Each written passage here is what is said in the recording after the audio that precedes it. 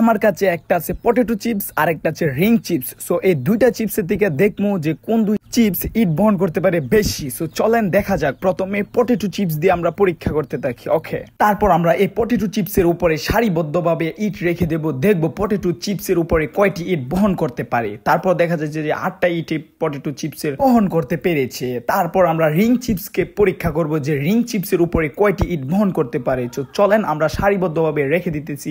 তো তারপর দেখা যাইতেছে যে পটেটো চিপসের তুলনায় রিং চিপসের ইটের সংখ্যা বেশি, 11টি। তারপরও দেখা যাইতেছে যে কোনো চিপসের প্যাকেটই নষ্ট হচ্ছে না। তারপর দেখবো যে রিং চিপসের উপরে কয়টি বক্সে নিতে পারে। সো চলেন দেখা যাক, 1টি 2টি 3টি 4টি। আর এখন দেখবো পটেটো চিপসে কয়টি বক্সে নিতে পারে। সো চলেন 1 2 3 4 ওমা 5 6 7। সো আমরা ব্যর্থ হয়ে গেলাম। এই পটেটো চিপসের তুলনামূলক রিং চিপসের তুলনায় সবচেয়ে বেশি। তারপর আরো এরকম মজাদার চ্যালেঞ্জ ভিডিও পেতে হলে এই চ্যানেলের সাথেই থাকো।